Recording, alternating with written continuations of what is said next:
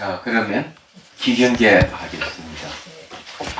생겨 나이도 않고 소매 나이도 않고 부모도 아니고 부모도 아니고 오는 것도 아니고 가는 것도 아니고 다른 것도 아니고 같은 것도 아닌 연기법을 가르치신 분, 완전한 깨달음을 얻으신 부처님들 가운데 가장 훌륭한 설법자인 당신께 경의를 표합니다.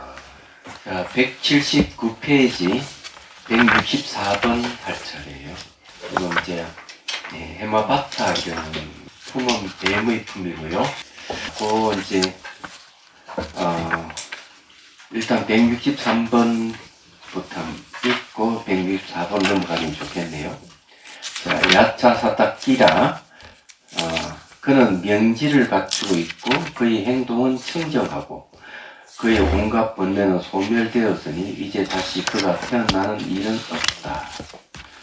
아라한을 이제 얘기하는 겁니다. 야차 해마바타. 그는 행동으로나 언어로나 승자의 마음을 갖추었고 밝은 지혜와 덕행을 성취하였으니 그대는 당연히 그를 찬탄하리라. 야차 해마바타. 그는 행동으로나 언어로나 승자의 마음을 온전히 갖추었으니 자 밝은 지혜와 덕행을 성취하신 님 고타마를 뵈러 가자. 자, 야차 해마바타. 사슴 같은 정강이에 여였으나 강건하고 적게 드시고 탐욕 없이 숲속에서 조용히 순정해 드시는 님 고타마를 뵈러 가자.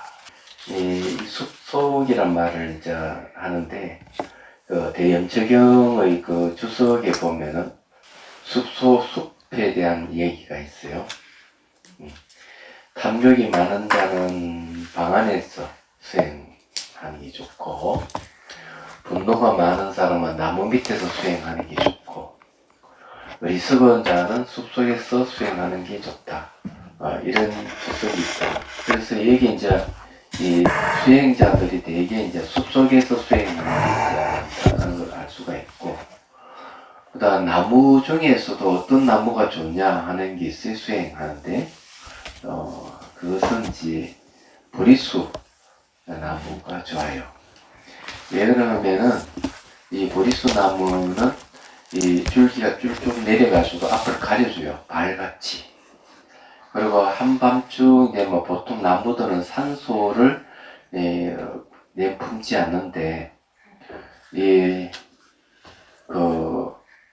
보리수는 밤에도 산소를 내뿜어요. 그래서 이 수행자들에게는 아주 좋다 이렇게 보는 겁니다. 그래서 이제 이 숲속에 조용히 선정에 들었다 하는 말이 이제 그런 것이죠. 숲속에서 이제 수행을 하게 되면은 어리석음을 타파하고 지혜를 얻을 수 있다 이런 말이 되겠죠. 그렇죠. 자, 166 야차 해마바타. 온갖 욕망을 돌아보지 않고 마치 사자처럼 코끼리처럼 홀로 가는 그 님을 찾아가서 죽음의 속바에서 벗어나는 길을 물어보자. 자, 두 야차. 진리를 가르치시고 뜻을하시는 분, 모든 현상의 피안에 도달하여 원한과 두려움을 뛰어넘은 깨달은 님 고타마에게 물어보자. 결국 이제 이 고타마 붓다는 이제 생사에서 완전히 벗어났기 때문에 이 두 야차는 가서 이제 그 죽음의 속바에서 벗어나는 것을 가르쳐 달라고 물어보고 싶다는 거죠. 이 죽음의 속박에 대한 이야기를 이제 하면 조의경전에 보면은 속가족의 여인 이런 문자 잊어먹었는데 이 속가족의 여인이 그러니까 이제 시집을 갔어 이제 아이가 태어나고 아이가 이제 걸어다니고 말할 때쯤 돼서 갑자기 아이가 죽어버려요. 그리고 그 어머니가 얼마나 상심하겠어. 그래서 이제 의사라든지 수행자, 종교가 다 찾아다녀서 아들을 살려내고자 하는 마음이 있었던 거죠.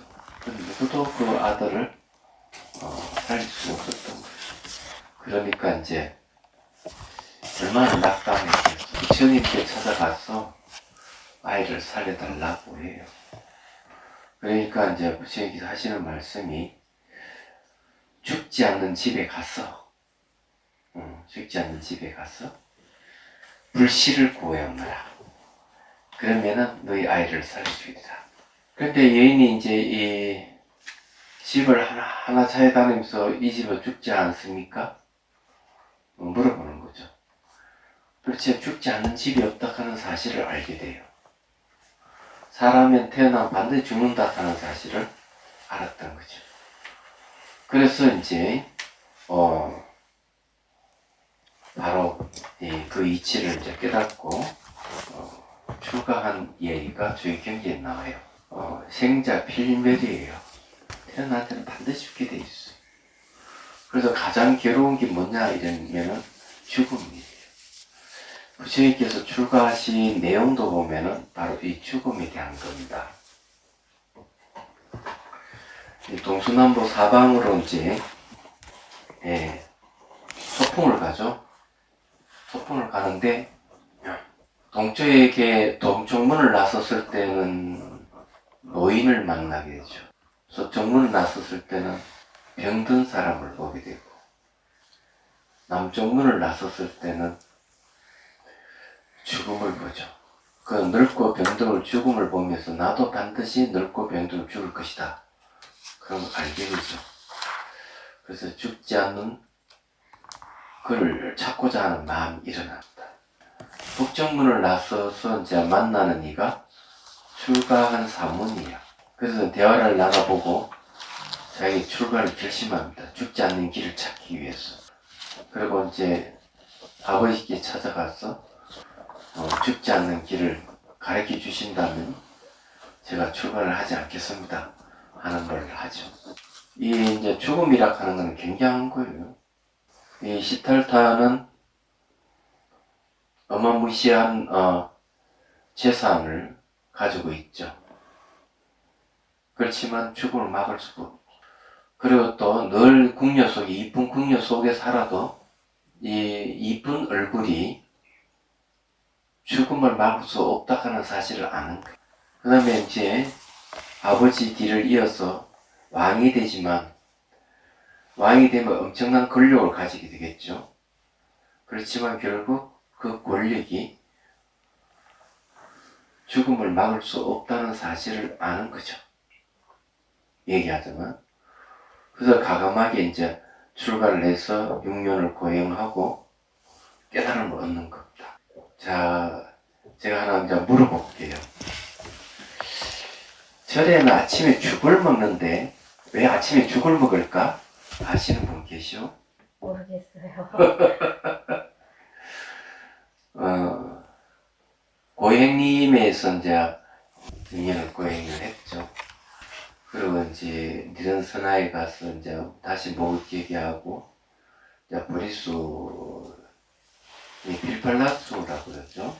나무 밑에서 정전을 이제 하는데, 변수가 있어요, 그게.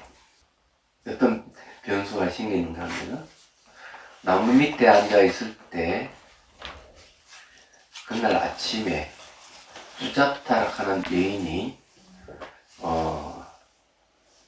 시집 잘 가기 위해서 나무 신에게 공양오리로 온. 그런데 보니까 나무 밑에 보니까 정말 막 삐쩍 말리길 말아놨는데 몸에 빛이 나거든. 나무 신이라고 착각한 거죠. 그래서 뭘 올리는가 하면 우유죽을 공양을 올리고, 그 우유죽을 받으면 막 그 우유죽이 하늘로 쫙쫙 올라가거든. 더 놀라운 일이죠. 근데 바로 고타마 시탈타였던 거예요. 그래서 이제 이 수자타의 우유적 공양을 받고 그 힘으로 이제 깨달음을 얻습니다. 수행을 또 하죠.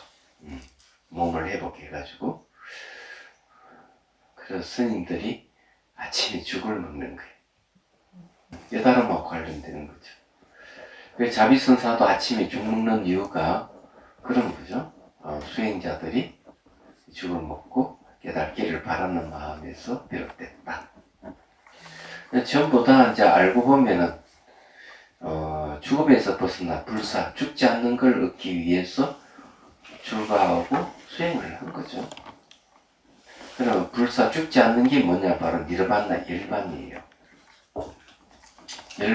열반을 번역하면은 불사, 죽지 않는다 이런 얘기. 불사의 내용을, 죽지 않는 불사의 내용을 이제 후대에 이제 대승기신론에 이제 오면은 그걸 어떻게 얘기하느냐 하면 이렇게 얘기하죠.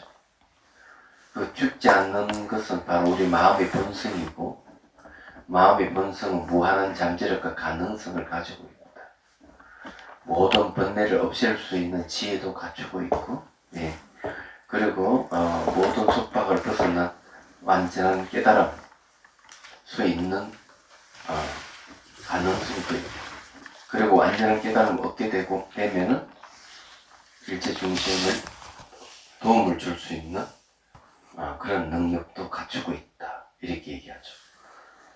그래서 깨닫게 되면은 이 네 가지가 이제 팡 하고 터져 나오는 겁니다.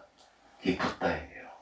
자, 어쨌든 이제 그런 겁니다. 여기서도 이 두 야차가 서로가 주고받는 내용도 바로 이 죽지 않는 것, 불사에 대해서 물어보자는 거죠. 그래서 죽음의 속과에서 벗어나는 길을 물어보자 이래 했던 겁니다. 자, 181페이지 168번 야차 헤마바타 무엇에 의해서 세상이 생겨났는가 납니까? 무엇에 의해 친밀하게 됩니까? 세상은 무엇에 집착하여 또한 무엇 때문에 고뇌하고 있습니까? 자, 부처님께서 대답을 하는 겁니다. 헤마바타는 야차가 이 네 가지를 질문했죠. 무엇에 의해서 세상이 생겨났냐? 요즘 말로 하면은 이 세상 어떻게 창조됐느냐는 말하고 비슷하죠? 얘기하잖아. 자, 부처님 말씀 들어보죠. 여섯 감력에 의해서 여섯 가지 감각의 영역에 의해서 세상이 생겨나고, 여섯 가지 감각의 영역에 의해서 친밀하게 되고, 헤마바타여 여섯 감각의 영역에 집착하여 그 여섯 감각의 영역 때문에 고뇌하고 있습니다. 멋진 말입니다. 자, 이것을 대승경전에서는 이걸 어떻게 얘기를 하고 있을까 궁금하잖아요, 그죠? 예, 그 얘기를 하죠. 능경에 보면 재밌는 얘기가 있습니다. 자, 6개 감각의 영역은 눈, 귀, 코, 혀, 몸, 그 다음에 이제 의식의 영역이죠. 그게 의근입니다. 의식을 일으키는 의근. 근하는 거는 감각기관 이런 뜻입니다. 그래 이 6가지인데 뭐라고 얘기하는가 하면은 대상을 보려고 하는 마음이 있으면은 눈이 생긴다는 거죠. 들으려고 하는 마음이 일어나는 순간 귀가 생기는 거죠. 그러니까 대상의 소리에 반응을 하는 거죠. 자, 냄새 맡은 냄새 반응에서 냄새 맡으려는 마음이 일어나면은 고락하는 감각 기관이 생깁니다. 음식에 대한 맛을 보려는 마음이 일어나면은 혈액하는 감각 기관이 생깁니다. 접촉에서 알려고 하는 마음이 생기면은 접촉이라는 감각 기관이 생깁니다. 그게 피부입니다. 생각으로 알려고 하는 마음이 생기면은 바로 의근이라 하는 감각기관이 생깁니다. 이 6가지 감각기관이 생기는데 그게 바로 몸이에요. 몸이 생겼다는 거죠. 근데 거기서 끝나면 괜찮은데 바로 눈을 통해서 모양과 색깔을 인식함으로부터 미혹하게 되고, 소리를 들음으로써 미혹하게 되고, 냄새 맡음으로써 미혹하게 되고, 맛봄으로써, 생각함으로써 미혹하다, 무지하겠다. 그렇게 이제 이야기하는 거죠. 자, 이 6개의 감각을 통해서 세상이 건립되기 때문에 세상이 생겨났습니다. 6가지 감각의 영역에 의해서 이 대상의 친밀감을 갖게 되고, 그 다음에 6감각의 영역에 의해서 대상을 어떻게 해요? 집착하게 되는 거죠.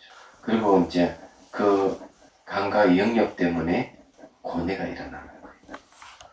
이 고뇌가 일어난다는 건 뭐냐면 결국 주관 객관이 상다는 거죠. 감각관이 기관이 생기면은 그에 상대되는 것을 인식한다는 얘기예요. 주객에 상대하니까 여기서 온갖 고뇌가 다 일어나는 거예요. 요즘에 가장 인간을 고뇌하게끔 하는 게 뭘까? 그럼 많은 것 중에서 하나를 들으려 그러면은 가짜 뉴스입니다. 이거는 뭐 개인 간에 서로 간에 서로 대화에서도 이 가짜 뉴스를 근거해서 대화하는 경우 너무 많고 진짜로 착각하고 사는 거, 그런 게 상당히 많다는 겁니다. 근데 이 능경에서 이야기하는 걸 조금 더 얘기를 하면은 진화론을 이야기했던 다윈을 생각 안 할 수가 없어요. 그 어느 섬, 파머락하는 섬에 갔을 때 어느 새에 대한 주목을 해요. 분명히 육지에 있는 새하고 같은 종류인데 이게 뿌리가 다른 거예요. 입에 뿌리가 다른 거예요. 그리고 육지에 나는 어떤 새는 날아다니는데 그 섬에는 이 새는 날아다니지 않는 거예요. 걸어다니고요. 왜 그런 일이 벌어졌을까? 환경 때문에 그렇대. 환경 때문에 뿌리가 모이를 먹는 뿌리가 달라지고 또 그 환경에 먹을 게 너무 풍부하니까 날아다닐 필요가 없고 이런 쉽게 말해서 외부의 영향을 받으니까 몸의 형태가 달라진다는 거죠. 그래서 마음이 외부의 영향을 받아서 이런 6가지 감각기관이 생겼다. 인간이 몸을 갖추게 됐다. 이런 소리 똑같은 거예요. 그럼 이것을 뒤집으면 어떻게 될까? 뒤집으면은 이제 그런 거죠. 자, 이걸 한번 뒤집어 보죠. 여기에 이제 고뇌하고 집착한다는 것에 대해서 우리가 고뇌하고 집착하기 때문에 뭘 하죠? 괴로움이 무엇인지를 알고자 하는 마음이 생기죠. 그래서 뭔가 마음이 일어나고 사라진 걸 관찰합니다. 얘기를 해보죠. 뭔가 마음을 관찰한다. 뭔가 마음을 관찰하는 것이 괴로움이 무엇인지 알고자 하는 마음이에요. 괴로움을 알고자 한다. 그러면은 괴로움을 일으키는 건 뭘까요? 뭔가 마음을 관찰하게 하는데 괴로움이 뭐냐 얘기죠. 여기 이제 몸이라고 하는 건 여기서 말하는 육근이죠. 그렇잖아요. 마음은 이제 육식이 되죠. 시각, 청각, 오각, 미각, 촉각 같은 거죠. 그 다음에 이제 인식할 경계라고 하는 것은 보통 보이고 들리는 자연계가 전부 다 그런 거죠. 안 그래요? 그런데 이제 얘기를 하자면은 결국 여기서 말은 집착과 고뇌 때문인 거죠. 내가 집착하고 고뇌를 일으키는 게 뭡니까? 괴로움의 원인이죠. 괴로움의 원인이 뭐예요? 집입니다. 그래서 내가 집착하니까 괴로움이 일어났다는 거죠. 그러면 여기에서 말하는 게 이 집착이라고 하는 거, 이게 이제 갈대를 또는 탐진치를 얘기하는 거죠. 이것이 뭔가 괴로움의 원인이에요. 고집이 나왔잖아요. 그 다음에 이제 뭡니까? 괴로움의 원인 소멸이 있는 거죠. 그러면 그게 이제 멸이 되겠죠. 자, 괴로움의 원인의 소멸이라고 하는 게 뭘까? 가래와 탐진치로 소멸해야 되겠다. 그래서 내가 일어나고 사라짐을 관찰하는 자체가 바로 괴로움을 알고자 하는 마음에서 관찰하는 거예요. 그리고 그것이 이제 이런 게 뭔가 마음에 일어나는 현상들은 전부 다 이 집착하고 고뇌를 일으킨 원인이 가래와 탐진치란 말이에요. 근데 그 방법을 이제 괴로움의 원인 소멸 방법이라는 뭐냐 이게 바로 도를 얘기하는 거죠. 8정도 되죠. 그러니까 고집 멸도가 다 있는 거예요. 뭐 수행하는데 그게 다 있는 거죠. 그래 뒤집어 보면 이렇게 되는 거예요. 고지멸도가 수행을 다 있는 거예요. 얘기하잖아. 그렇게 해가지고 결과수는 뭘 얘기하는가? 이 주관과 객관이 서로 상대하기 때문에 이런 일들 다 벌어진 거예요. 알고 보면. 그래서 여기서 얘기하는 게 뭐냐면 여섯 감각의 영역이 뭐겠어요? 주관이잖아요. 주관이 있으니까 객관이 있고 주객이 상대하니까 결국 집착하고 고뇌가 일어나는 거죠. 앞에 세상이 생겨나고 친밀해졌다 하는 주객이 상대하고 있는 거고, 그 다음 세 번째 이제 여섯 감각의 집착이라 하는 게 뭡니까? 주객이 상대해서 일어나는 집착과 고뇌야. 그러면은 어때요? 주관과 객관이 사라져버리면은 생로병사. 왜냐면 이런 뭐가 생겨나고 하는 게 없죠. 그래서 여기에 이제 몸과 마음을 관찰하는 것, 몸과 마음이 관찰하는데, 자, 몸과 마음은 뭐예요? 이거는 객관이고, 관찰하는 건 주관이에요. 그죠? 그럼 주관과 객관이 사라져. 멸하게, 소멸해. 주객이 소멸한 게 뭐예요? 여기 괴로움의 원인이 소멸해 버린 걸 얘기하는 거예요. 소멸하는 방법은 뭐냐? 이게 사마타, 이파산나. 사마타와 이파산나를 얘기하는 딱 이렇게 되는 거예요. 그래서 이런 걸 이제 파헤쳐보면 그래요. 이렇게 내용을 보면은 첫 번째 연하고 두 번째 연은 주객이 생긴 걸 얘기를 하고 세 번째하고 네 번째라 하는 게 뭘 얘기하는가 하면은 주객이 상대해가지고 집착이 생기고 고뇌가 일어났다 이런 이야기예요. 그럼 이걸 해결하는 건 주객이 사라져버리면 이런 일이 없어지는 거죠. 그러면 생로병사하고 생사가 없다 이런 얘기. 좀 어렵죠, 그죠? 제가 이 이야기 한 거는 이 개송의 뒤면을 여러분에게 보여준 겁니다. 자, 182페이지 170번 계속. 야자 해마바타. 그것 때문에 세상이 고뇌한다는 집착이란 무엇인가? 무엇입니까? 해마바타 다시 물었어요. 거기서 벗어나는 길을 말씀해 주십시오. 어떻게 괴로움에서 벗어날 수 있습니까? 세상의 다섯 감각적 쾌락에 대한 욕망의 대상과 그 여섯 번째인 정신의 대상, 이것들에 대한 탐욕을 제거하면 꼭 괴로움에서 벗어난다. 요 탐욕 나오죠? 가래, 탐진치, 탐욕이잖아요. 그중에 탐욕에서 벗어나면은 탐욕을 제거해버리면 괴로움이 벗어난다. 그래서 이 고뇌하는 건 전부 탐욕에서 일어난 거예요. 탐욕은 어디서 일어난? 집착에서 일어난 거예요. 자, 172번 계속 세준께서 말씀합니다. 이와 같이 세상에서 벗어나는 길을 그들에게 있는 그대로 선언했습니다.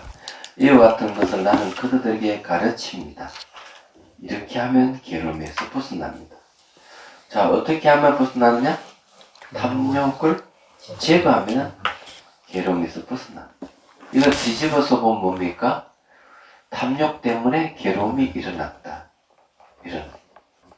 그래서 이제 이 수행을 할 때 뭘 봐야 되느냐? 수행을 보는 것은 그걸 봐야 돼요. 뭔가 마음에 일어나는 현상들이 일어나고 사라짐을 봐야 돼요. 계속 일어나고 사라짐을 보면은, 그래, 발생과 소멸을 보게 되면은, 붙들고 있는 것을 놓아버리게 되죠. 잡을 수 없어요, 대상을. 왜? 변하는 것은 못 잡는 거죠. 집착할 수가 없어요. 잡는다 하는 집착인데. 그리고 욕심 부릴 수가 없어요. 변하기 때문에 욕심 못 부리는 거예요.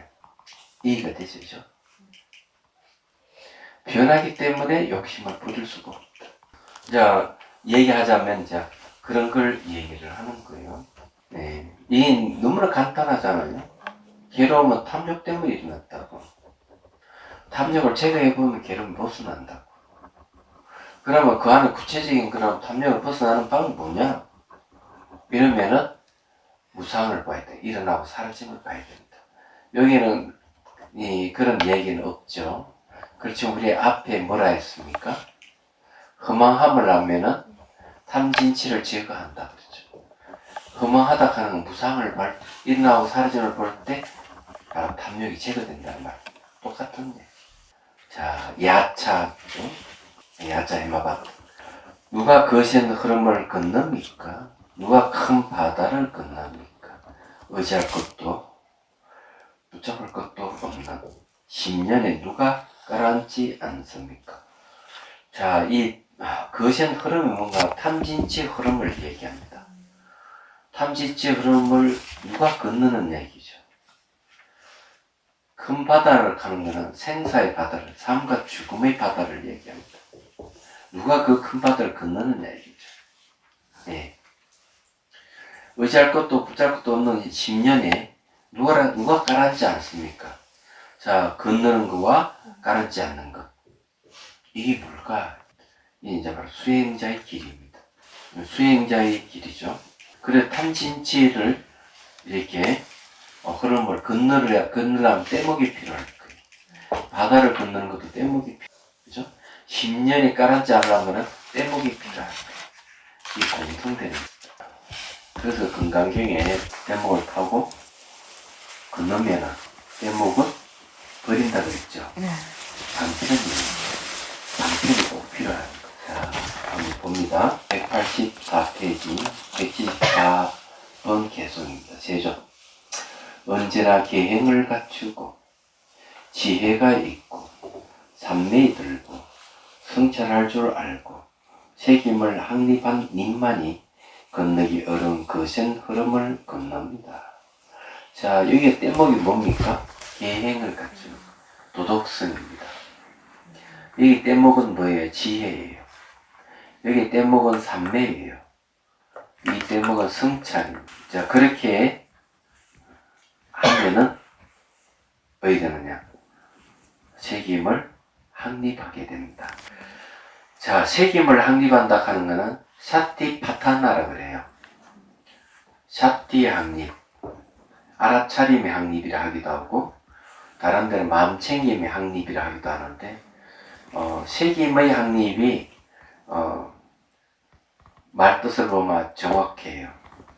그래서 샤티를 책임으로 번역. 새긴다 하는 건 기억한다는 거. 샤티는 기억한다는 뜻이에요. 그래서 이제 한역할 때 정념으로 번역하죠. 바른 암, 바른 생각으로 번역합니다. 자, 이제 샤티 확립에 대해서 얘기를 해보죠. 이 샤티라 하는 말은 그것도 얘기했는데, 이 샤티는 특징이 있는 거예요. 어떤 특징이 있을까? 깊이 들어간다. 그 다음에 놓치지 않는다. 그럼 도대체 역할은 어떤 역할을 하느냐? 잊어버리지 않는다. 자, 잃어버리지 않는 게 뭐예요? 기억이에요. 자, 그 다음에 이제 특징도 그렇고 역할도 그렇다면은 또 뭐가 하나 더 있는데. 네? 원인 아닌가요? 원인? 원인. 야, 기억력이 좋네. 아주 원인이. 원인이 뭐냐면은 강한 인식이 그 원인이 된다. 그 다음에 그 결과를 논하면은 이제 비로소 대상과 대면한다. 이거거든요. 이게 샤티 특징이에요. 그래서 여기에 이제 이 내용들 아마 깊이 들어가고 놓치지 않는다는 말은 변한다는 걸 얘기해요. 변하기 때문에 놓치지 말아야 되잖아요. 대상이 변하기 때문에 잊어버리지 말아야 되겠죠. 대상이 빠르게 변하기 때문에 강한 인식이 필요하죠. 그래야만 이 대상과 딱 대면이 가능한 거예요. 이 샤티라 하는 그런 뜻이에요. 그래서 여기 샤티가 기억기. 그럼 기억기라 하는 거는 다른 이름이 책입니다. 책임. 가슴이 책임. 야, 그죠? 근데 저는 이제 이 샵디를 알아차림이 상당히 좋다 이렇게 봐. 왜 알아차림이 좋냐니까 알아차림 즉각 안다는 건데 내가 대상을 알아야 뭐 놓치지 않든 깊이 들어가든 할 거고 대상을 내가 알아차려야만이 잊어버리지 않고 대상을 알아차리는 것이 강한 인식이 되고 대상을 알아차리는 게 대상과 대면하게 되기 때문에 저는 알아차림이 좋다 보는 거. 한역은 잘 알다시피 정념이거든요. 바른 기억이란 말이에요. 근데 이게 책임이란 말 같은 거죠. 다 서로 통하는 거예요. 근데 마음 챙김하는 거는 아주 동떨어진 영혼. 그래서 저는 그걸 안 쓰는 이유가 그거예요. 그리고 마음이 챙긴다 해야 되는지 마음을 챙긴다 해야 되는지 불분명해요. 그것도. 두 가지 뜻이 다 인정을 한다 그러면은 내가 대상을 챙기고 난 다음에 마음을 챙긴다. 대상을 알아차리고 난 다음에 내가 대상을 내가 뭐 챙긴다. 이런 건 돼요. 근데 전면을 내세우기는 좀 곤란해요. 그래서 이제 이렇게 하면은 자, 대상을 내가 기억해서 알아차린다. 어떤 대상 계속 반응하는 것. 대상이 반응하는 감각이나 감정이나 어떤 현상이든지 내가 알아차린다. 하면은 이제 찰나산매가 생깁니다. A를 알아차리든 B를 알아차리든 C를 뭘 알아차리든 알아차림만 있으면은 찰나산매. 순간순간 마음의 고요함이 일어납니다. 그렇게 되면 이제 아누파시라 해가지고 관찰이라는 말을 쓸 수 있어요. 관찰. 그래 이 말은 뭘 얘기하는가 하면 벌써 마음이 눈이 생겼다. 찰나산매하면은 마음의 눈이 생긴 거예요. 육안은 모양과 색깔만 보지 어떤 일어나고 사라진 변화라든지 이런 걸 못 봐요. 그런 걸 보려 그러면 마음이 눈이 생겨야만이 감정이나 생각이 일어나고 사라지고 볼 수 있어. 그 다음에 이제 몸에 일어나는 현상도 일어나고 사라짐을 볼 수 있어. 그때 이제 그래서 관찰이라는 말을 쓰는 거죠. 그랬을 때 이제 파자나띠라는 말을 쓰는 거예요. 파자나띠는 이제 분명한 암을 얘기해요. 그 다음에 이제 분명한 암이 되면 파자나띠라는 걸 씁니다. 이게 이제 바른 알미예요. 이렇게 이제 이 분명한 암과 바른 암은 지혜를 얘기합니다. 뭘 분명하게 일어나고 사라짐을 분명하게 아는 것. 뭐가 바르게 아느냐? 이건 무상이고 이건 불만족스러운 거고 이거는 무아라는 지혜에 대한 이해가 생겼을 때 제가의 특성을 이해하는 지혜가 생겼을 때 삼파전납대라는 말을 써요. 이렇게 다 갖출 때 이런 걸 몽땅 찰나산매, 관찰, 파전납대, 삼파전납대 이게 다 생겨가지고 관찰 속에서 샵디가 내가 일어난 현상을 관찰하는 것 속에서 샵디가 일어나고 찰나산매가 일어나고 분명한 암과 바른 알민자 이 관찰 속에서 이루어지는 거예요. 이래 되면 이제 비로소 샵디 확립이라는 말을 그때 쓰는 거예요. 여기서는 책임의 확립이라는 말을 쓰는 거죠. 그래서 책임을 확립한 이만이 건너기 어려운 거센 흐름을 건넌다. 참진치 거센 흐름을 건너서. 그래 쉽게 말해가지고 지혜가 안 생기면 안 돼요. 바른 암인 정지라고 그러죠. 정지가 이제 삼파전납디잖아요. 샤티하고 삼파전납디 이 두 가지 정령과 정지에 의해서 열반이 이른다. 불사 죽지 않는 열반이 이른다. 이렇게 얘기를 하는 겁니다. 그럼 그것은 이제 초기 논서나 대성의 논서나 똑같습니다. 다르지 않아요.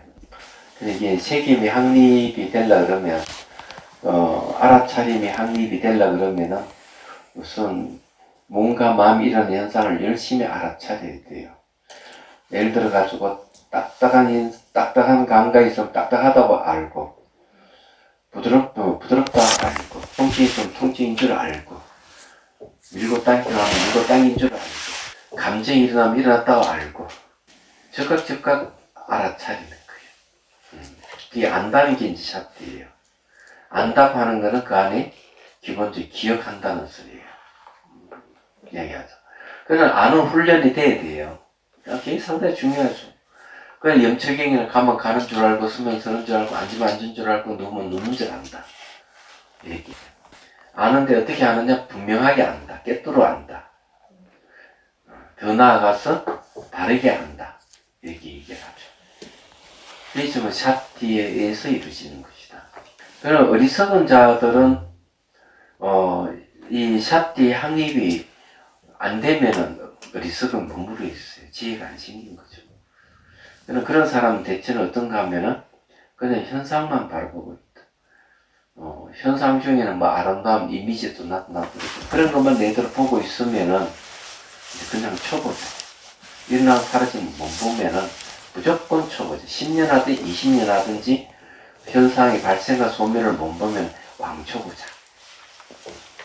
그런 사람 특징이 뭐냐면은 아름다운 어떤 이미지 생기면 막 좋아하고 싫은 이미지 생기면 막 싫어하고 이러는 거예요. 희노애락을 그냥 보도록 하죠. 그래서 이제 일어나고 사라짐을 철저히 볼 수 있을 때요. 그게 아주 중요해요. 그랬을 때 이제 건너기 어려운 것의 흐름, 생사의 흐름을 이제 건너는 거죠. 자, 175 대존.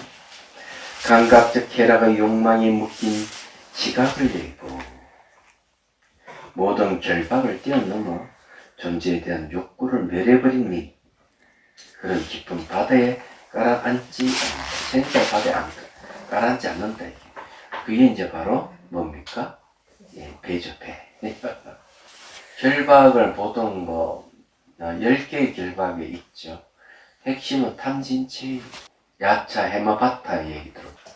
깊은 지혜가 있고, 미묘한 뜻을 보며, 아무것도 없이, 욕망계의 존재에 집착 없이, 모든 것에서 해탈하여, 거룩한 길을 가는 저 위대한 선인을 보라. 모든 것에서 해탈하자. 풀해 해탈. 내 자유를 얻었다. 이해가 되시죠? 그러면 해탈의 다른 이름이 불사 죽지 않는 열반을 얘기합니다. 그러니까 모든 속박에 벗어난 자, 대자유를 얻은 자죠. 이런 분은 죽지 않는 불사를 얻은 분입니다. 자, 세존께서 또 어떻게 얘기하는 거죠? 위 없는 명성을 지니고 위면 궁극을 보며 지혜를 알려주고 욕망에 집착하지 않으며 모든 것을 알고 현명하며 고귀한 길을 가는 저 위대한 선인을 보라. 선인은 뭐냐면은 바로 이게 선인이에요. 수행자. 자, 이제 지혜라하는 말은 맞죠? 뭘 지혜라 하느냐? 계행은 도덕성이지만 지혜라하는 말은 지혜의 내용은 무상을 아는 것, 변하는 것, 일어나고 사라짐을 보는 것. 그 다음에 불만족스러운 고를 아는 것. 불만족스럽다 하는 건 허망함을 볼 때 허망한 것은 만족스러운 게 하나도 없거든. 변하는 건 다 허망한 거예요. 그걸 이제 고라고 해요. 그 다음에 일어난 것은 사라지게 하고 사라진 것을 일어나게 하는, 그렇게 할 수 없다는 것을, 허망한 것은 허망하지 않게 바꾸려고 하는 것, 그게 안 되는 걸 무아라 그래요. 자기 뜻더라. 그래서 무상의 지혜, 고의 지혜, 무아의 지혜 이런 말 쓰죠. 그래서 무상고 무아가 바로 지혜의 본능입니다. 이걸 다 합해서 그냥 공성의 지혜라고 하죠. 공의 지혜라고도 얘기합니다. 삼매락하는 건 삼매 든다는 삼매락하는 말은 뭐냐? 마음의 고요함. 감정의 생각이 일어나지 않고 고요한 상태를 얘기하죠. 자, 성찰할 줄 안다 하는 것은 뭘 얘기하는가 하면 일어나고 사라짐을 잘 관찰한다는 거죠. 살필 성, 살필 찰입니다. 그래서 일어나고 사라짐을 보는 거예요. 정신현상이든 물질현상이든 일어나고 사라짐을 반복하기 때문에 그런 걸 잘 살펴보는 걸 얘기하는 거예요. 186, 178번 개송입니다. 두 약자. 예. 일어난가 사라짐을 보고 그 다음에 제가 무슨 행동을 안 해야 되는가요? 아니면 일어난가 사라짐만 계속 관찰해야 되는가요? 어떻게 해야 되느냐? 일어나고 사라짐을 계속 봐야 돼요. 그러게 보면은 이해가 생겨요. 얘기하자면 정현상과 물질현상이 이제 구분이 돼요. 몸에서 일어나는 일어나고 사라짐을 보면 어느 순간 일어나고 사라짐을 보고 있는 정신작용도 알게 돼요. 그래서 이게 몸에서 일어나는 물질현상과 그걸 지켜보는 정신작용이 구분이 될 때 이파산 첫 번째 지혜가 생기는 거예요. 근데 거기에는 어떤 얘기가 있는가 하면은 나와 이 온 우주는 정신현상과 물질현상에 벗어나는 게 아무것도 없구나 하는 이해가 와요. 그러면 첫 번째 지혜예요. 두 번째는 정신현상이든 물질현상에 공통적으로 조건에서 일어났다가 조건에서 사라진다 하는 걸 알게 돼요. 그렇게 알게 되면 어떤 이해가 또 생기는가 하면 나와 온 우주는 조건에서 일어나고 조건에서 사라지는 것에서 벗어나는 게 아무것도 없구나 하는 이해가 생기는 거예요. 그건 두 번째 지혜예요. 그래서 이게 기본적으로 일어나고 사라짐을 봐야 되는 거예요. 보십시오. 이파사는 16단계를 딱 4단계를 본다 이거죠. 4단계가 뭐냐? 재행무상, 모든 변한다는 거죠. 일체기, 모든 괴롭다는 거죠. 재분모, 모든 현상은 자아가 없다 이거죠. 그 다음에 마지막에 열반적정이죠. 열반이 뭐면 불사잖아요. 그리고 이 4단계예요. 첫 단계가 뭐면 무상이에요. 일어나고 사라짐을 봐야 됩니다. 그걸 안 보면 지혜가 생기지는 않는데. 그걸 이제 계속 보면은 이제 알게 되는 거죠. 무상을 철저히 보죠. 보다 보면은 이제 어떤 걸 알게 되면 일어나는 거와 사라지는 게 동시락한 걸 알게 돼요. 일어나는 순간 사라지는 게 또 있는 거예요. 그냥 동시에 볼 수 있으면 이제 무상을 본다. 이런. 그게 이제 무상에 대한 지혜가 생기는 거죠. 어쨌든 그 외에도 각가지 이 무상 관찰을 통해서 각가지 이해가 생깁니다. 다양한 이해가 생겨요. 얘기하자면. 그러면서 이제 수행이 이제 깊어져 가는 거죠. 괴로움에 대한 이해가 부족한 게 많아요, 사람들이. 불만족스럽다 하는 것을 이걸 체험을 못하는 사람이 한두 사람이 아니에요. 일어나고 사라진 무상을 잘 보고 무아도 보는데 불만족스러운 게 무엇인지를 못 보는 분들이 있어요. 그러면은 그분은 수행 진전이 없어요. 왜 없을까? 지속적으로 일어나는 현상이 멈춰지지를 않는 거예요. 괴로움에 대한 지혜가 생겨야 되거든요. 그것이 안 생기면 포기를 못하는 거죠. 붙들고 있는 걸 놓지를 못해요. 그런 문제가 발생하는 거죠. 그래서 무상고 무한은 한 세트이기 때문에 철저히 관찰을 해야 돼요. 얘기하자면. 그래서 불만스러움이 이제 여러 가지 형태로 나타나기 때문에 이제 코칭을 제대로 받을 필요가 있습니다. 자, 주야차. 네, 오늘 우리는 아름다운 것을 보았습니다. 여명이 밝아지고 빛이 또 올랐습니다. 지혜가 생겼다 이 말이에요. 거제의 흐름을 건너 번뇌의 때가 묻지 않는 올바른 깨달은 님을 보았기 때문입니다. 자, 179번 개송. 천이나 되는 저희 야차 무리들은 신통력이 있고 명예도 가지고 있지만 모두 그대에게 기이합니다. 그들은 저의 위없는 스승이기 때문입니다. 180개송. 올바로 온만히 깨달은 님과 잘 설해진 뛰어난 가르침에 애경하면서 저희들은 마을에서 마을로 산에서 산으로 돌아다니겠습니다. 이제 끝나가는 얘기죠. 밀라레빠 10만송에도 보면은 밀라레빠가 중간에 이런 야차들을 많이 만나요. 그래서 대화하는 그런 이야기도 있고 신통을 이제 이렇게 부리는 것도 보여주고 그렇습니다. 이 조이경전이 이렇게 나오는데 일단 재미있습니다. 자, 알리바카 경으로도 이와 같이 나는 들었다. 한때 세종께서는 알리비 시의 알리바가라는 야차의 처소에 계셨다. 이때 야차 알리바가는 아까 맞지? 알리바가는 세종께서 계신 곳을 찾았다. 가까이 다가와서 세종께 이와 같이 말씀드렸다. 알라바카 수행자여 나가시오. 세종 보시오. 좋습니다. 세종께서는 나가셨다. 그 야차는 말했다. 이 알레바카라는 야차의 처소라는 말이 있거든요. 그래서 이게 이제 그 알리바카라 하는 게 이제 이게 야차네, 그죠? 그럼 또 다른 야차인지 모르겠네요. 그 야차가 네, 또 이 수행자의 들어오시오. 알리바카는 야차 또 들어오시오. 이십니까? 세종께서 보시오. 좋습니다. 하고 세종께 들어오셨다. 두 번째도 야차 알라바카는 말했다. 수행자에 나가시오. 보시오. 좋습니다. 다시 세종께서 다시 나가시오. 다시 야차는 말때 수행자에 들어오시오. 보시오. 좋습니다. 다시 세종께 들어오셨다. 세 번째도 야차 알리바카는 말했다. 수행자에 나가시오. 보시오. 좋습니다. 또다시 세종께서 다시 나가셨다. 또다시 야차는 말때 수행자에 들어오시오. 보시오. 좋습니다. 또다시 세종께서 들어오셨다. 네 번째도 야차 알리바카가 말했다. 수행자에 나가시오. 그러자 세종께서는 말씀하셨다. 딱 세 번 왔다 갔다 하더니만 딱 얘기합니다. 나는 더 이상 나가지 않겠소. 그대 할 일을 하시오.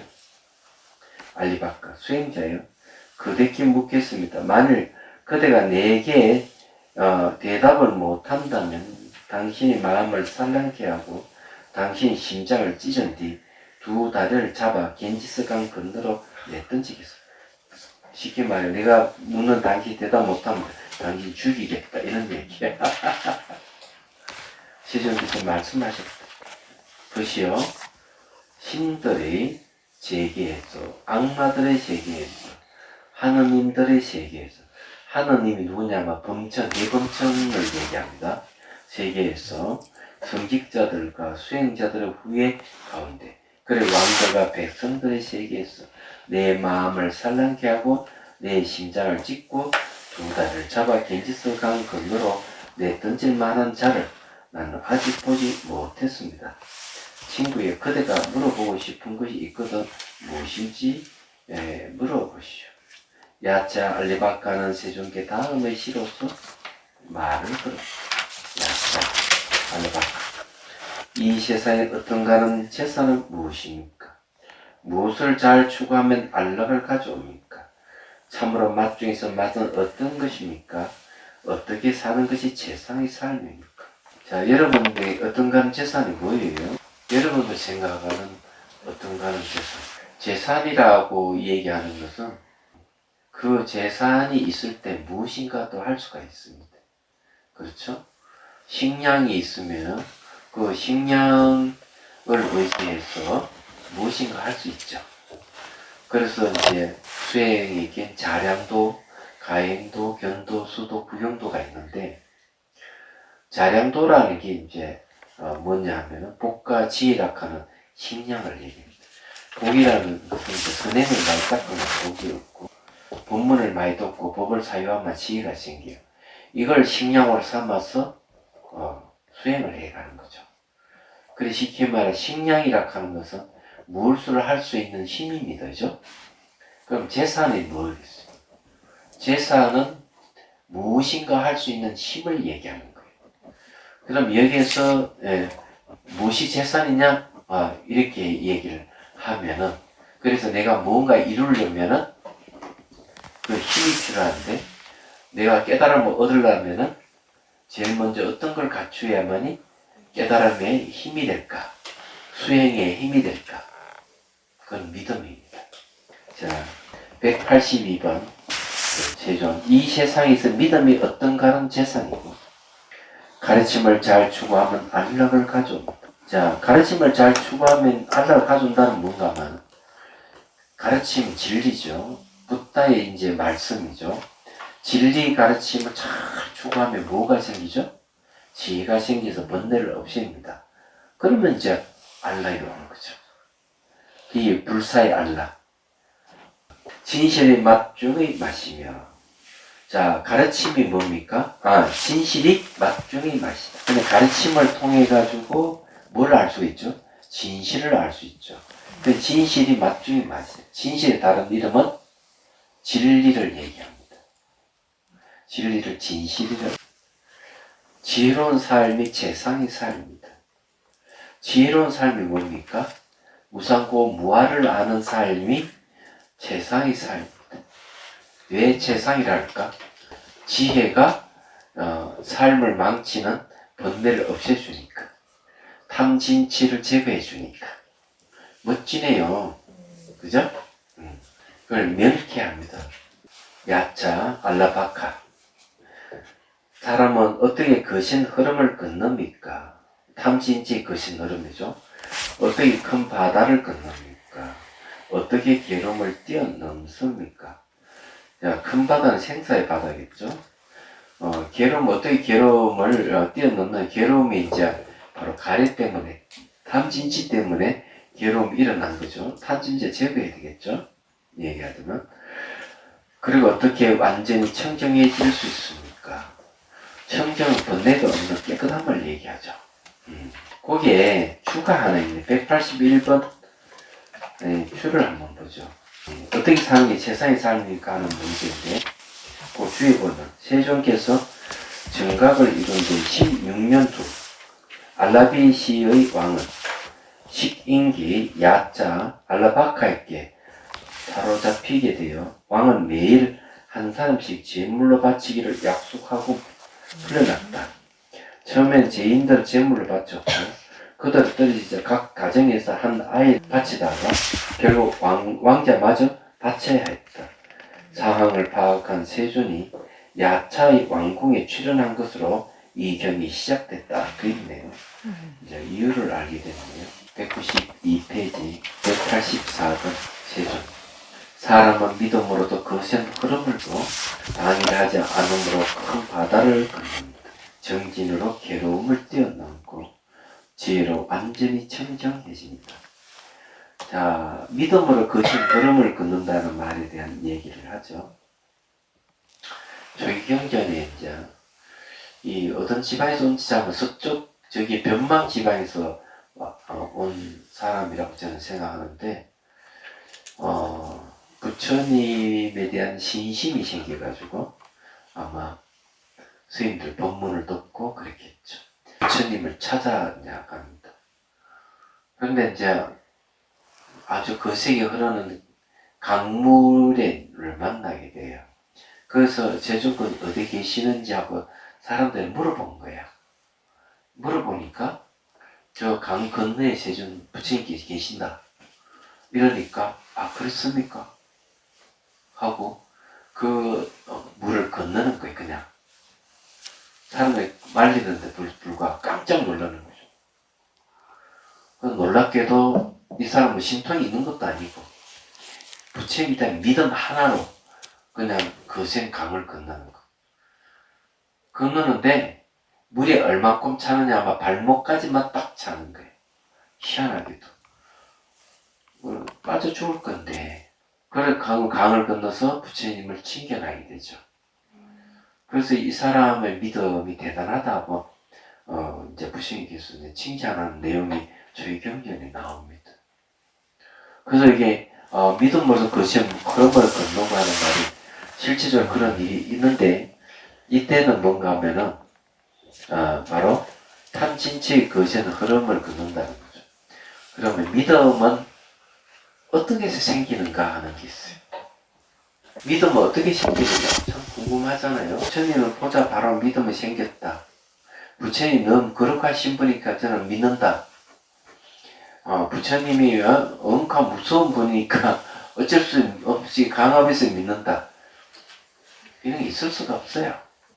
붓다의 가르침에 의해서 바로 믿음이 생기는 겁니다. 내 가르침을 들음으로 해서 지혜가 생겨요. 이 지혜에 의해 가지고 믿음이 생기는 거죠. 두 번째는 이제 이 부다의 가르침을 깊이 사유를 하는 거죠. 사유를 하면 지혜가 생겨요.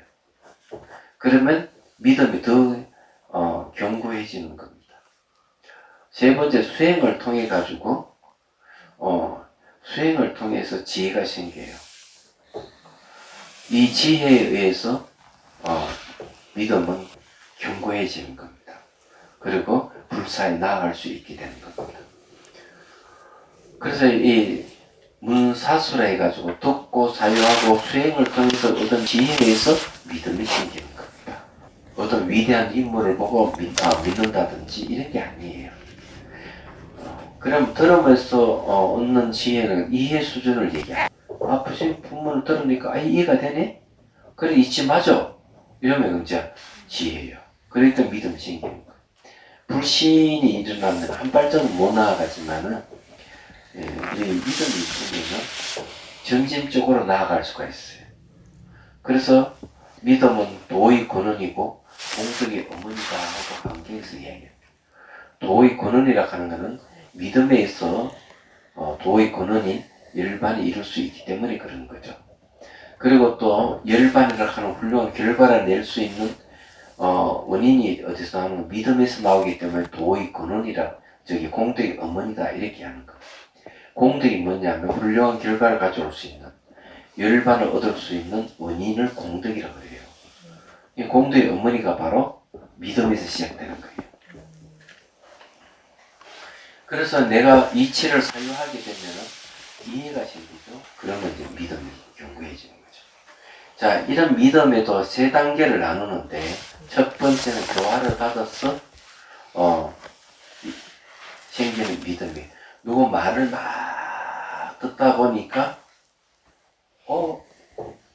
그러네 하고 그 말을 들으니까 그만 믿음이 생기는 지혜가 생겨가지고 그래 막 열정이 생기는 단계. 그 이제 법문 들으면서 일어난 지혜에 속하죠.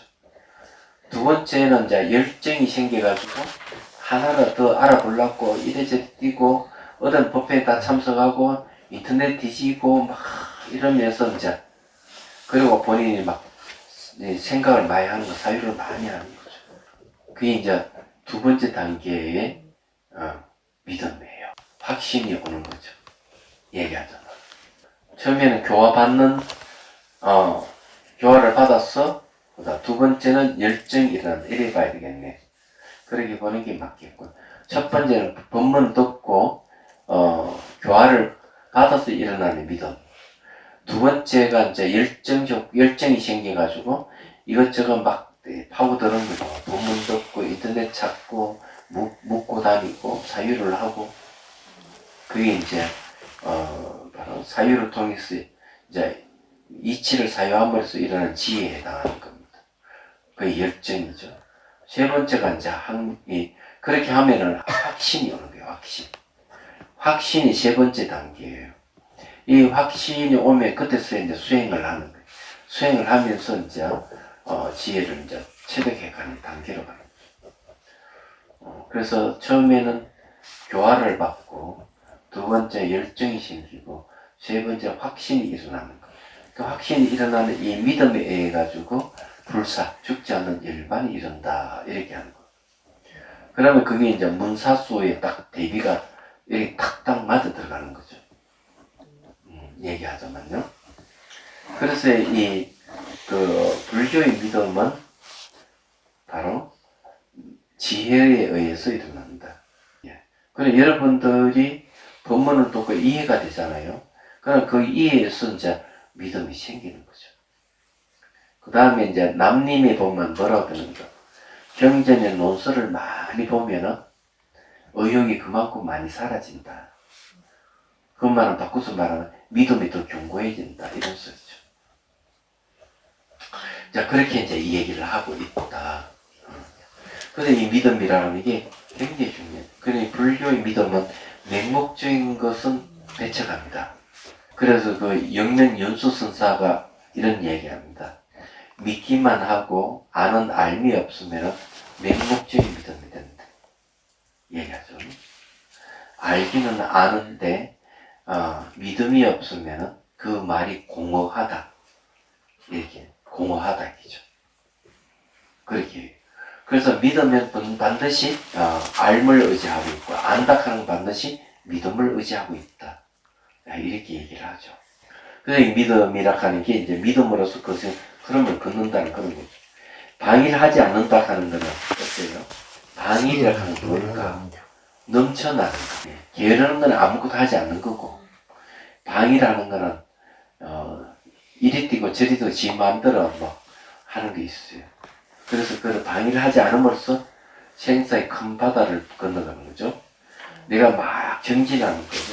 정진한다 하는 건 뭐예요? 지혜가 생겨야만이 올바른 정진이 가능해요.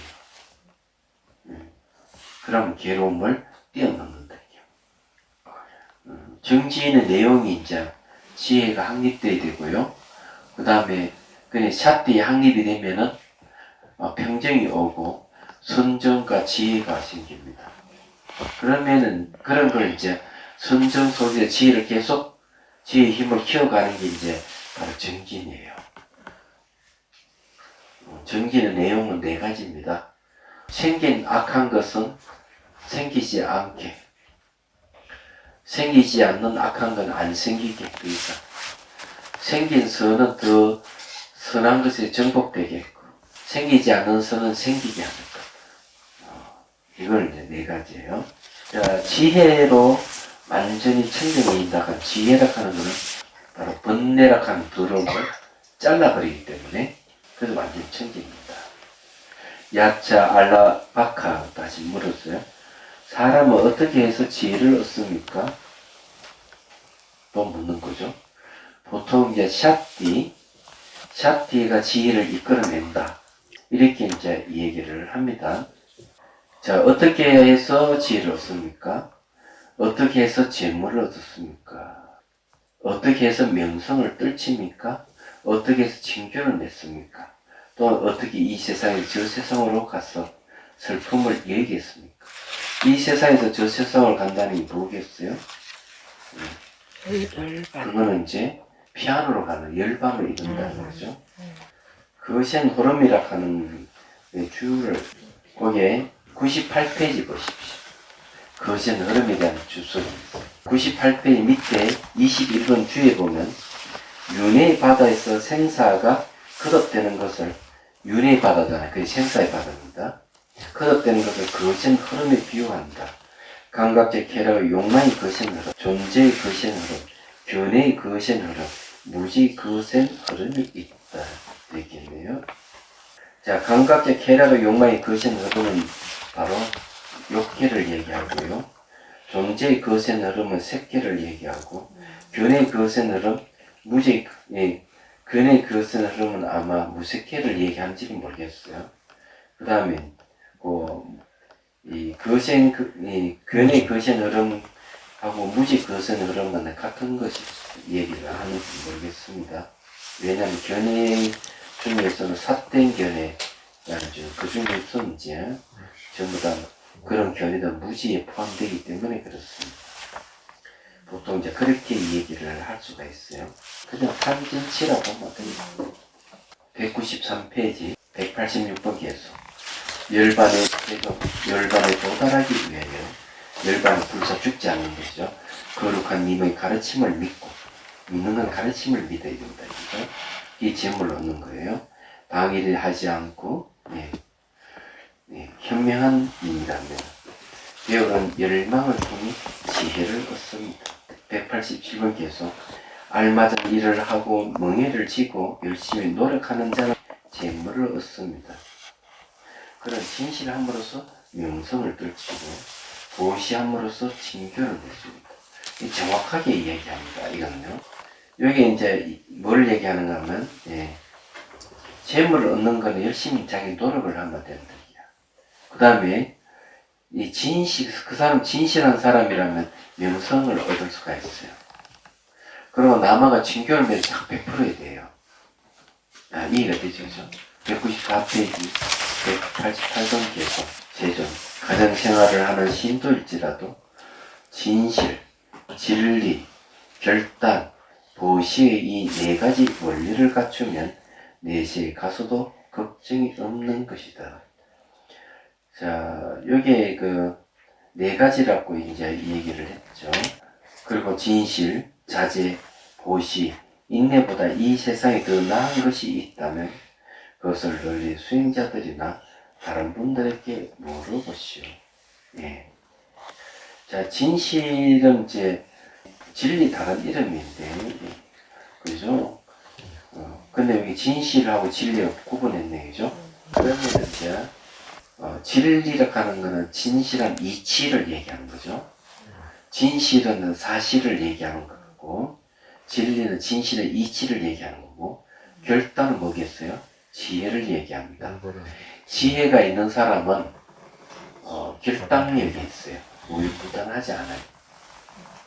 보시는 베푸는 거죠. 그 다음에 이제 진실하고 자제할 줄 아는 거. 상대의 무슨 뭐 탐진치에 의해 가지고 막 욕을 하고 뭐를 하더라도 자기가 자제해야 된다. 동요 없이. 그 남에게 널리 베풀고. 그 다음에 이제 인내하는 것. 어떤 일에는 늘 일을 성취하려면 참을 줄 알아야 돼요. 그래서 이거보다 이 세상에 더 나은 것이 있다면 그거는 다른 수행자는 발문을 물어보시오 이러는 거죠. 어찌 야자 알라파카입니다. 어찌 다른 수행자들이나 발문들에게 물을 필요가 있겠음? 내세 유익한 가르침을 받았음을 저는 오늘 분명히 알았습니다. 자, 이 생뿐만 아니라도 다음 생에서도 걱정이 없다. 이렇게 했는데 맞는 얘기예요. 다른 데에는 다른 경전은 이렇게 얘기합니다. 내세에도 걱정 없는 그 세 가지. 첫째 하나는 기술. 먹고 살기 위해 기술이 있어요. 두 번째는 도덕성. 계율 같은 거 잘 지켜서 도덕성을 갖추는 것. 세 번째는 늘 남에게 베풀어야 된다. 봉사하고 베푸는 것. 이 세 가지는 이 세상에도 행복하게 하고 다음 생도 행복하게 한다. 이렇게. 여기는 이제 진실, 진리, 결단, 보시가 내시에 가서 걱정이 없게 한다. 그랬어요. 야자 알리파카 이야기 봅니다. 191번 개순이에요.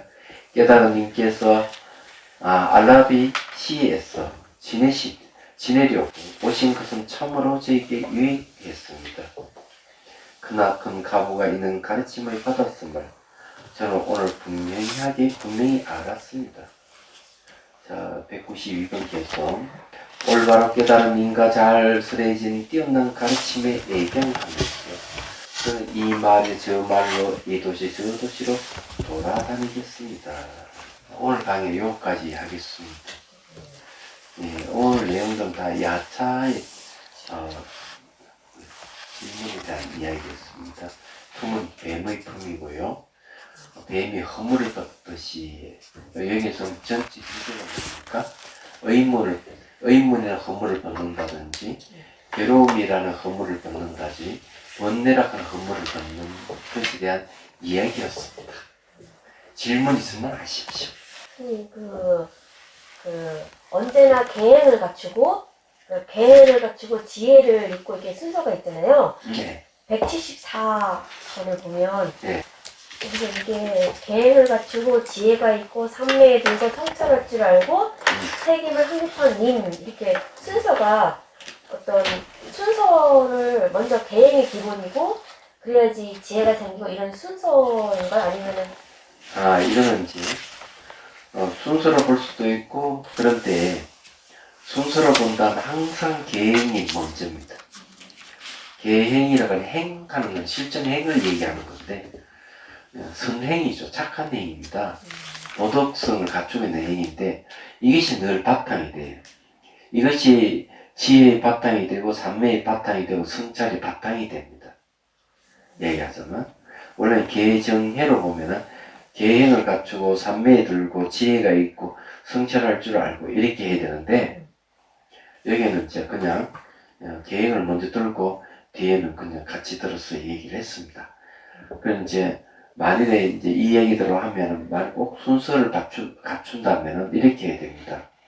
계획을 갖추고 늘 본문을 들어서 지혜가 있고 내가 수행을 해서 삼매에 들고 삼매 속에서 이렇게 바르게 성찰을 하는 걸로 그러면은 이제 이 책임을 확립한다 이렇게도 볼 수 있어요. 또 뭐 스님 뭐 질문할 게 있다.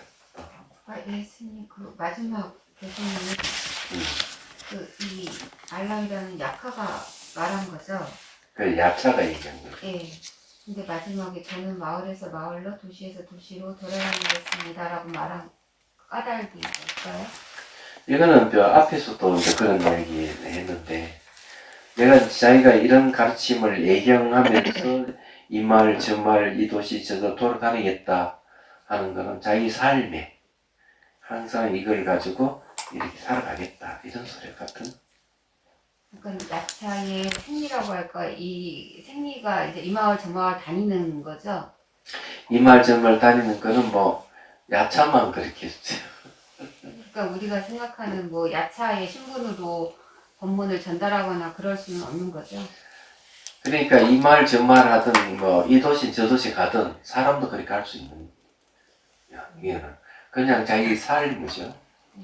삶이라고 보는 예경하면서 살겠다. 네, 그런 야차가 뭐 떠돌아다니는 야차도 있지만 아주 정착하는 야차도 있거든.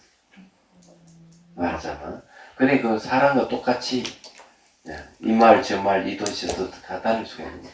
상경들도 그렇게 하는 거야. 그래서 이건 그냥 내가 이 생의 삶에 항상 이 부처님 당신이 가르침을 새기고 잊지 않고 살겠습니다. 이런 소리 같은 이 말, 저 말, 이 도시, 저 도시 이런 말 하기 더 생동감이 있잖아요.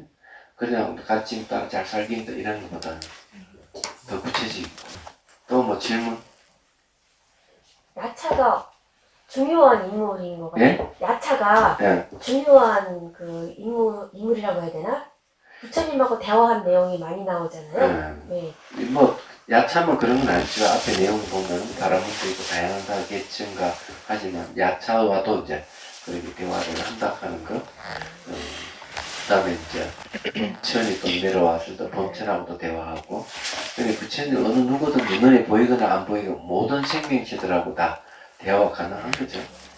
근데 저번에 2월 달에 저희 경전 스타디 카타 볼 때 하늘 사람이 나왔었잖아요. 네, 그렇죠. 그리고 이제 바라문도 나오고. 네. 근데 야차도 나오는데 그러면 야차는 사람인 건가요? 사람이 아니. 바라문은 사람이고요. 네. 귀신의 종류죠. 야차는 사람을 잡아먹는 뭐 그런. 그러면 귀신도 생존이 이렇게 설법을 하면 충분히 이렇게 깨우칠 수 있는. 그렇죠. 네. 무시무시한 귀신이라고 봐야 되겠죠. 야차에 대해서는 뭐 앞에 얘기를 안 했나?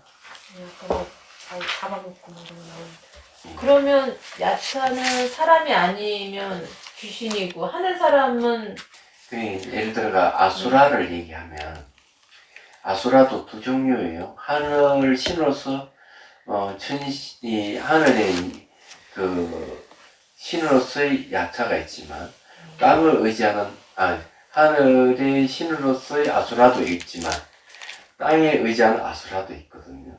그 땅에 의지하는 아수라는 사악도에 들어갑니다. 얘기하자면. 근데 이제 하늘의 신으로서의 아수라는 이 사악도에 안 들어가요. 구분이 그렇게 하거든요. 그 다음에 이제 귀신의 종류 중에서는 또 뭐가 있는가 하면은 악이라 하는 게 있어요. 악이.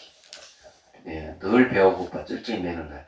이런 악이보다는 훨씬 수준이 있는 게 뭐 야차가 아니냐 이래보는 거. 그러면 야차는 그러면 귀신인가 귀신의 종류가 아닌가 하는 문제가 있는데 그거는 제가 한번 검색을 해보고 다시 말씀드리지.